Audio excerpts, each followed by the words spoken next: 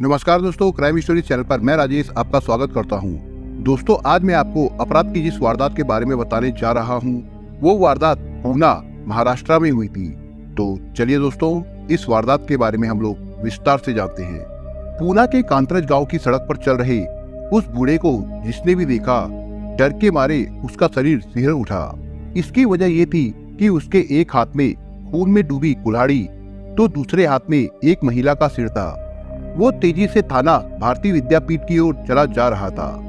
बूढ़े को उस हाल में जाते देख कुछ लोग मोबाइल से उसकी वीडियो बना रहे थे, तो कुछ लोगों ने इस बात की सूचना पुलिस कंट्रोल रूम को दे दी थी।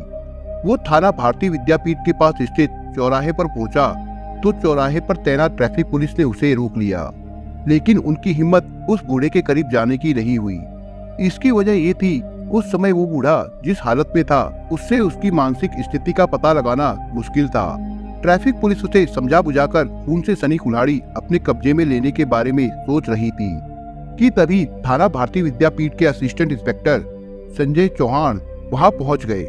संजय चौहान ने उसके करीब जाकर विनम्रता से उसे समझाते हुए कुल्हाड़ी और सिर को जमीन पर रखने को कहा, तो उसने कुल्हाड़ी तो जमीन पर रख दी, लेकिन सिर नहीं रखा। वो सिर को ले जाकर तालाब में फेंकना चाहता था। काफी कोशिश के बाद भी जब बूढ़ा नहीं माना तो पुलिस ने कुल्हाड़ी कब्जे में लेकर उसे दबोच लिया और थाने ले आई। थाने लाकर जब उससे पूछताछ की गई तो उसने अपना नाम रामचंद्र उर्फ रामू चौहान बताया। उसने जो सिर ले रखा था वो उसकी पत्नी सोनाबाई का था। पत्नी की हत्या करके वो उसके सिर को तालाब में फेंकने जा रहा था। थाना भारती विद्यापीठ के थाना प्रभारी सीनियर इंस्पेक्टर चौहान को भी सूचना दे दी गई थी। वो तुरंत थाने आ गए और रामचंद्र से सरसरी तौर पर पूछताछ कर उसके खिलाफ हत्या का मामला दर्ज करा दिया। इसके बाद वो पत्नी की सिर काटकर हत्या करने वाले रामचंद्र को साथ लेकर उसके घर जा पहुंचे। रामचंद्र कांतरज गांव में सुख सागर एशियन सोसाइटी के सामने ओसवाल बिल्डर के एक खाली पड़े प्लॉट के कोने में बने छोटे से मकान में रहता था। पुलिस के पहुंचने तक वहां काफी लोग जमा हो गए थे। पुलिस उन्हें हटाकर मकान के पास पहुंची तो 3 कमरों के उस मकान का मुख्य दरवाजा खुला था। मकान के अंदर का दृश्य दिल दहला देने वाला था। आगे वाले कमरे में सोनाबाई का सिर कटा शव पड़ा था। उसके आसपास खून ही खून फैला हुआ था। वहां का दृश्य बड़ा डरावना लग रहा था। उसके सामने जो कमरा था उसकी कुंडी बाहर से बंद थी। पुलिस ने उसे खोला तो पता चला कि रामचंद्र ने बहू और उसके बच्चों को हत्या से पहले उन्हें कमरे में बंद कर दिया था। चौहान अभियुक्त रामचंद्र की बहू से घटना के बारे में पूछताछ कर ही रहे थे कि additional police commissioner doctor Sudhakar Padare और assistant police commissioner Atmacharan Shinde भी वहां आ गए। इनके साथ प्रेस फोटोग्राफर और फिंगरप्रिंट ब्यूरो की टीम भी थी। इन लोगों का काम निपट गया तो पुलिस ने औपचारिक कार्रवाई निपटाकर शव को पोस्टमार्टम के लिए पूना ससून डाक अस्पताल भिजवा दिया। इसके बाद थाने लौटकर रामचंद्र से विस्तार से की गई पूछताछ में सोनाबाई की हत्या की जो कहानी सामने आई वो कुछ इस प्रकार से थी। 63 साल का रामचंद्र मूल रूप से कर्नाटक के जिला गुलबर्गा का रहने वाला था। उसके पिता शिव चौहान गांव के सीधे साधे गरीब किसान थे। गरीबी की वजह से रामचंद्र पढ़ नहीं पाया। बचपन से लेकर जवान होने तक उसने पिता के साथ काम किया था। लगभग 40 साल पहले उसकी शादी हुई तो पत्नी सोनाबाई को लेकर वो रोजी रोटी की तलाश में पूना आ गया। पूना शहर में कुछ दिनों तक वो इधर उधर छोटा मोटा काम करता रहा, लेकिन जब उसे ओसवाल बिल्डर के यहाँ वॉचमैन की नौकरी मिल गई तो उसके जीवन में ठहराव आ गया। बिल्डर की ओर से रहने के लिए उसे एक छोटा सा मकान भी मिल गया था। उसी मकान में वो पत्नी के साथ रहने लगा। वहीं उसके 4 बच्चे, 2 बेटियां और 2 बेटे हुए। उसने बच्चों को पढ़ाया लिखाया और जैसे जैसे वे शादी लायक हुए वो उनकी शादियां करता गया। अब तक उसकी 2 बेटियों और 1 बेटे की शादी हो चुकी है। बड़ी बेटी गुलबर्गा में ब्याही है तो छोटी मुंबई में। बड़े बेटे राजेश की भी शादी हो चुकी है। उसके 2 बच्चे भी हैं। राजेश पत्नी सुनीता और बच्चों के साथ पिता के साथ ही रहता था। उससे छोटे उमेश की अभी शादी नहीं हुई थी। दोनों भाइयों की बढ़िया नौकरी थी। समय पंख लगाकर अपनी गति से बीत रहा था। रामचंद्र और सोनाबाई उम्र के ढलान पर पहुंच चुके थे। सोनाबाई वैसे तो अपने सभी बच्चों से बहुत प्यार करती थी, लेकिन छोटी बेटी और दामाद से उसे कुछ ज्यादा ही लगाव था। ना जाने क्यों वो छोटे दामाद को बहुत ज्यादा ही मानती थी। वो जब भी उसके यहाँ आता वो उसकी सेवा में लग जाती। उसका ध्यान सब बच्चों से ज्यादा रखती थी। उसके साथ अधिक से अधिक समय बिताना चाहती। उससे खूब बातें भी करती थी। जबकि रामचंद्र को ये सब जरा भी पसंद नहीं था। उसने इसके लिए सोनाबाई को ना जाने कितनी बार समझाया और मना किया, लेकिन बेटी और दामाद की ममता में वो कुछ इस तरह खोई थी कि मानी ही नहीं। वो बेटी और दामाद से फोन पर भी लंबी लंबी बातें करती थी। कई बार समझाने और मना करने पर भी जब सोनाबाई नहीं मानी तो रामचंद्र के मन में दामाद और पत्नी को लेकर शक होने लगा। उसके मन में तरह तरह के गलत विचार आने लगे। उसका भरोसा पत्नी पर से उठने लगा था। दिमाग में संदेह का जहर भरा तो उसे पत्नी से नफरत होने लगी। उसे लगता था कि उसकी पत्नी सोनाबाई और दामाद के बीच गलत संबंध है, जबकि सोनाबाई और उसके दामाद के बीच ऐसा कुछ भी नहीं था। दोनों का चरित्र एकदम साफ था, लेकिन अगर किसी को संदेह हो जाए तो उसका इलाज ही क्या है।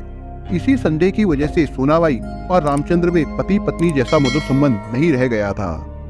इसके बाद पति पत्नी में अक्सर लड़ाई झगड़ा और मारपीट आम बात हो गई थी। रामचंद्र के बच्चे और बहू उसे समझा समझा कर थक गए, लेकिन ना उसका संदेह दूर हुआ और ना लड़ाई झगड़ा बंद हुआ। उसे पत्नी से ऐसी नफरत हो गई कि वो पत्नी से लड़ने और उसे मारने पीटने के बहाने खोजने लगा। रामचंद्र की जब भी पत्नी से लड़ाई होती तो वो उसे पीटते हुए उसका गला पकड़कर कहता, तू सच सच बता, तेरा दामाद के साथ क्या चल रहा है? तुझे बेटे की उम्र के दामाद से संबंध बनाते शर्म नहीं आई? पति के इस झूठे आरोप से सोनाबाई का खून खौल उठता। जवाब में वो कहती, बुढ़ापे में तुम्हारा दिमाग खराब हो गया है। मुझे और मेरे बच्चों को देखो, मैं बूढ़ी हो गई हूँ और वे जवान हो गए हैं। उनके बच्चे हो गए हैं, उन्हें मैं गोद में लेकर खिलाती हूँ। मेरी ये उम्र इश्क करने की है। अगर इश्क ही करना होता तो दामाद से करूंगी, अपनी ही बेटी के सुखी संसार में आग लगाऊंगी। तुम्हें तो लाज शर्म रह नहीं गई है, मुझे भी इन बच्चों के सामने बेशरम बना दिया है।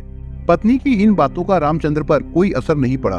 उसके दिमाग में संदेह का जो कीड़ा पैदा हो गया था, अब वो शांति से बैठ नहीं रहा था। आखिर एक दिन वो भी आ गया जब उसके संदेह के उस कीड़े ने जहरीला नाग बनकर सोनाबाई को इस तरह डसा कि वो हमेशा हमेशा के लिए इस नश्वर संसार से विदा हो गई।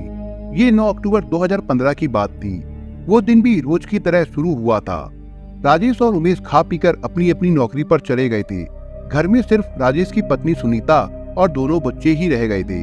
घर आते ही रामचंद्र किसी बात को लेकर सोनाबाई से उलझ पड़ा।